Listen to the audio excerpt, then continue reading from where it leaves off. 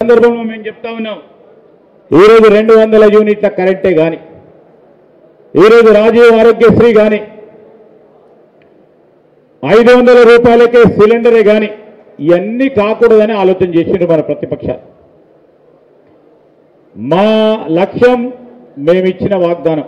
అందుకోసమే మరొకసారి ఇక్కడే ఉన్న చాలా అనుభవం కలిగిన నాయకుడు, వ్యవసాయ శాఖ మంత్రిగా ఒక రైతుగా ఉన్న మన మంత్రి గారు తుమ్మల నాగేశ్వరరావు గారి ఆధ్వర్యంలో, ముఖ్యమంత్రి గారి నేతృత్వంలో నిన్న 1,00,000 రూపాయలు రైతు సోదరులకు మాఫీ చేయటం జరిగింది.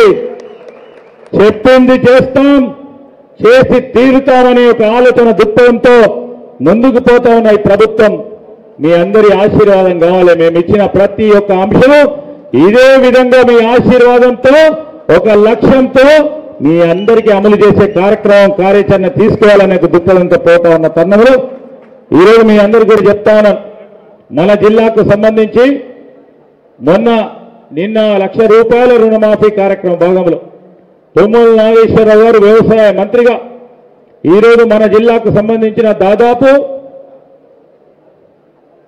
మన 150 కోట్లు, దాదాపు 30,000 రైతు సోదరులకు సంబంధించిన 1,00,000 రూపాయల రుణమాఫీ అయిపోయింది.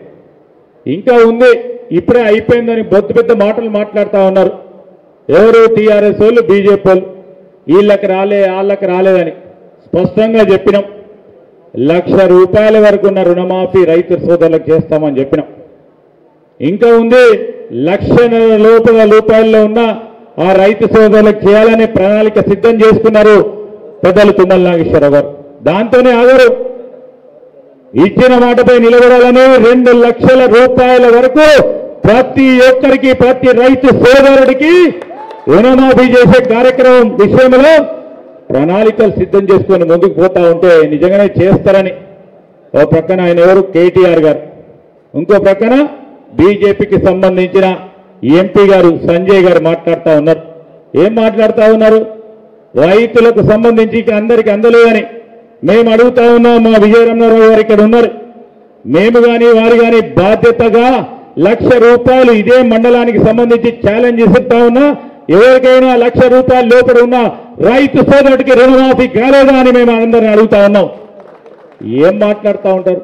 ఎందుకు అయోమయంలో 10 సంవత్సరాలను వారి కాలయంలో రైతులను అయోమయంలో పెట్టి, ఇబ్బంది పెట్టి 1,00,000 రూపాయల రుణమాఫీ అని ఒకసారి 2 సంవత్సరాలు గడిచిన తర్వాత 25,000, ఇంకో 2 సంవత్సరాలు గడిచిన తర్వాత 50,000, 5 సంవత్సరాలు పూర్తి స్థాయిలో చేసుకొని ఆఖరి దినమున రేపు ఎల్లుండి ఎలక్షన్లు వస్తాయంటే 1,00,000 రూపాయలు మాట్లాడిన ఆ ప్రభుత్వానికి సంబంధించిన పెద్దలు ఈరోజు మాట్లాడటం దయ్యాలు వేదాలు వలికినట్టున్నాయి మాకు. ఈరోజు మీరు రైతాంగాన్ని, వ్యవసాయాన్ని పూర్తి స్థాయిలో మర్చిపోయి, ప్రాజెక్టు పేరిట పూర్తి స్థాయిలో మోసం చేసిన ఆనాటి ప్రభుత్వ పెద్దలు ఎవరైనా ఈ విధంగా మాట్లాడితే నమ్ముతారా? దాదాపు 31,000 కోట్ల రూపాయలు. ఒక్కసారి ఆలోచన చేయండి, ఎంత ధైర్యం ఉండాలా? ధైర్యం ఎందుకుంది? రైతులకు ఇచ్చిన మాటపై నిలబడాలని.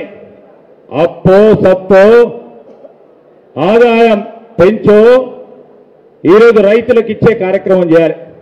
ఏదైనా రైతులకు ఇచ్చే కార్యక్రమం విషయంలో అప్పు చేస్తే చూడు అప్పు చేస్తున్నాం అంటున్నారు. వాళ్ళకి ఏ విధంగా కావాలి? కాళేశ్వరం లాంటి ప్రాజెక్టులు కట్టడానికి అప్పు చేసింది. కానీ రైతుకు సంబంధించిన ఈరోజు ఇన్పుట్కి సంబంధించి ఎప్పుడైనా వారు అప్పు చేసిండ్రా? అదే 1,00,000 కోట్ల రూపాయలు వీరు మొదటి సంవత్సరమే అప్పు చేసి, నిజంగానే అప్పు చేసినాం రైతు రుణమాఫీ చేయడానికంటే అందరు హర్షించేవారు. ఎందుకు అప్పు చేసిండ్రు వారు? ప్రాజెక్టుకు సంబంధించిన కాంట్రాక్టర్లకు మేలు చేయాలనే ఉద్దేశంతో వారు అప్పులు తీసుకొస్తే, మాకు ఈరోజు ఆర్థిక వ్యవస్థ పట్ల ఇబ్బంది ఉన్నా, అప్పో సప్పో లేకుంటే ఆదాయం చేసే ప్రణాళిక భాగంలో రైతుకు ఇచ్చిన మాట, రైతును రాజుగా చూడాలని రుణమాఫీ విషయంలో చేసే ప్రయత్నంలో కూడా అడ్డగోలుగా మాట్లాడుతూ ఉన్న వారి వైనాన్ని రైతు సోదరులందరూ గుర్తించాలని కోరుతా ఉన్నా. ఈరోజు వ్యవసాయానికి సంబంధించిన పామ్ ఆయిల్ ఇండస్ట్రీ ఇక్కడే చేపట్టి ఈరోజు 170 కోట్ల రూపాయలతో 250 మందికి ఇక్కడ ఉన్న యువతకి ఉపాధి కల్పించే కార్యక్రమం నేరుగా ఫ్యాక్టరీలో ఎంప్లాయ్మెంట్ కల్పిస్తూ 500 మందికి ఈరోజు పరోక్షంగా ఉపాధి కల్పించే కార్యక్రమాన్ని చేయబోతా ఉన్నారు. మేము కోరినాం, వ్యవసాయ శాఖ మంత్రి గారిని కూడా కోరుతా ఉన్నాం. ఇక్కడ ప్రధానంగా ఇక్కడ ఉన్న వరి పంటకు సంబంధించి విలువ ఆధారితమైన